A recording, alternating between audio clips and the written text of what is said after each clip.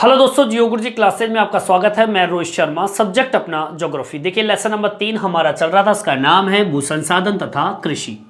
हम पढ़ रहे थे अनाज के बारे में, प्रमुख अनाज। प्रमुख अनाजों को जैसे कि मैंने पिछले वीडियो में बताया था कि 6 भागों में इसको बांटा है। पहला भाग हमने कंप्लीट कर लिया है, दूसरा भाग हमारा चल रहा था जिसमें हमने ज्वार और बाजरा कंप्लीट अब तक पढ़ चुके हैं।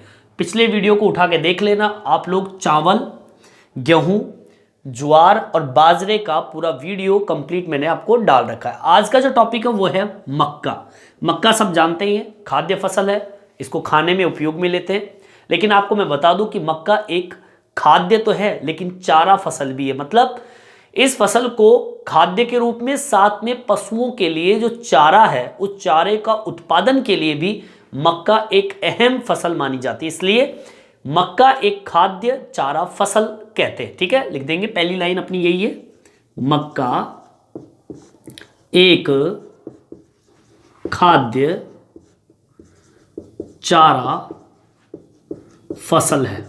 ठीक है, अगर आपको एग्जाम में अगर पूछ लिया जाए कि भाई खाद्य चारा फसल कौन सी है, ऑब्जेक्टिव क्वेश्चन डाल दे तो मक्के का ऑप्शन आपका सही है।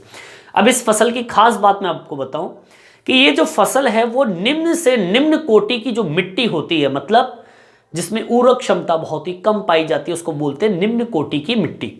निम्न कोटि की मिट्टी, और अगर उसे अर्ध शुष्क जलवायु वाली जो परिस्थिति है अगर उसमें भी अगर उगाया जाए तो ये फसल आसानी से उग जाती है। ठीक है, तो दूसरी लाइन हमारी यही होगी, यह फसल निम्न कोटि की मिट्टी व अर्ध शुष्क जलवायु वाली परिस्थितियों में भी उगाई जा सकती है।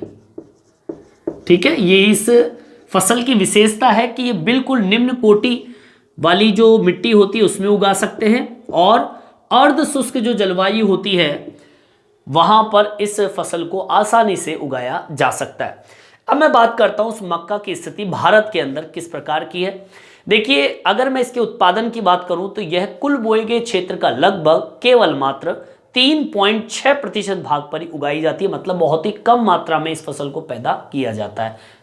डाल देंगे, यह फसल कुल बोए गए क्षेत्र के लगभग 3.6% भाग पर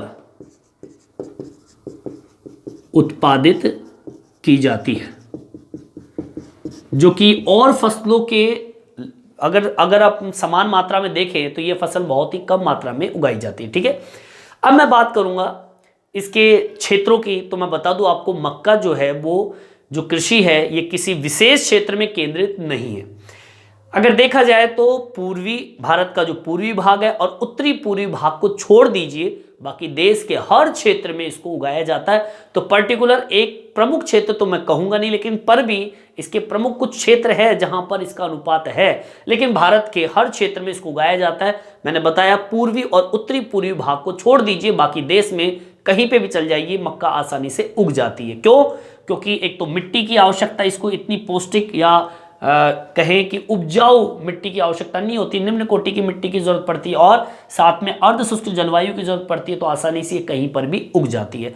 तो अगली लाइन क्या लिखेंगे, मक्का की कृषि किसी क्षेत्र विशेष में केंद्रित नहीं है।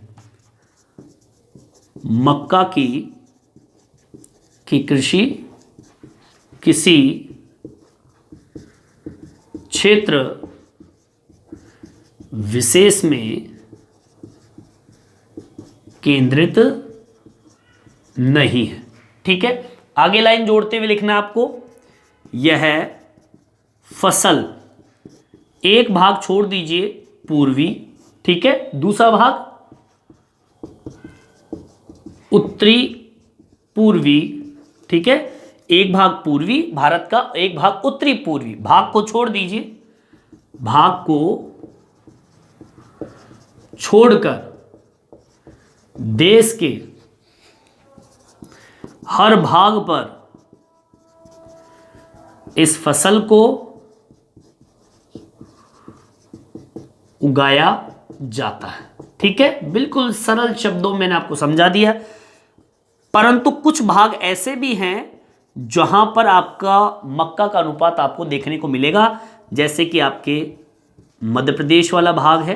ठीक है, इसके अलावा आपका आंध्र प्रदेश है। ठीक है, इसके अलावा कर्नाटक में भी आपको इसका अनुपात देखने को मिल जाएगा। बाकी राजस्थान में तो है ही, और साथ में उत्तर प्रदेश भी डाल लीजिए जहां पर यह फसल उगाई जाती है। ठीक है, एक बार मैं फिर से रिपीट कर रहा हूं, सुन लीजिए। देखिए, अनाज के अंदर मोटा अनाज, जिसमें तीसरा पॉइंट अपना मक्का है। मक्का जो है वो एक खाद्य चारा फसल है, क्योंकि इसको खाने में भी उपयोग में लेते हैं और पशुओं के चारे में भी इसका उपयोग करते हैं। यह फसल निम्न कोटि की मिट्टी, मतलब बिल्कुल निम्न उपजाऊ, जिसे हम कहेंगे बहुत ही कम मात्रा में उपजाऊ मिट्टी में भी आप उगा सकते हो। साथ में अर्ध शुष्क जलवायु वाली जो परिस्थितियां हैं उसमें भी इसको आसानी से उगाया जा सकता है। यह फसल कुल बोए गए क्षेत्र का लगभग 3.6% भाग पर ही इस फसल को उत्पादित किया जाता है, जो कि बहुत ही भारत की फसलों से कम मात्रा में इसका उत्पादन होता है, मतलब और फसलों की तुलना में काफी कम है। मक्का की कृषि किसी क्षेत्र विशेष में केंद्रित नहीं है। ठीक है, मैं ये नहीं कहूंगा कि यहां पर है यहां पर नहीं, हर जगह भारत के अंदर फसल पैदा होती है। यह फसल पूर्वी क्षेत्र को छोड़ दीजिए, उत्तरी पूर्वी भाग को छोड़ दीजिए, देश के हर भाग में इस फसल को आसानी से उगाया जा सकता है। पर भी कुछ ऐसे प्रमुख क्षेत्र है जहां पर मक्का का अनुपात आपको देखने को ज्यादा मिलेगा, जैसे कि मध्य प्रदेश है, आंध्र प्रदेश है, कर्नाटक है, राजस्थान है और उत्तर प्रदेश है। ठीक है, तो इस तरीके से अपना आज का जो टॉपिक मोटा अनाज जो है, प्रमुख अनाज के अंदर मोटा अनाज वाला जो टॉपिक है दूसरा कंप्लीट होता है। ठीक है, नेक्स्ट वीडियो के अंदर हम लेके आएंगे तीसरा बिंदु। तीसरा बिंदु होगा कौन सा? दाल से संबंधित। दाल कितने प्रकार की होती है उसको इसी तरीके से तीसरे बिंदु को भी हम पढ़ेंगे। इस वीडियो में इतना ही। ये वीडियो आपको कैसा लगा कमेंट्स करके जरूर बताएं और मेरे चैनल को सब्सक्राइब जरूर से जरूर करें, जिससे नई नई वीडियो आप तक पहुंचा सकूं। धन्यवाद।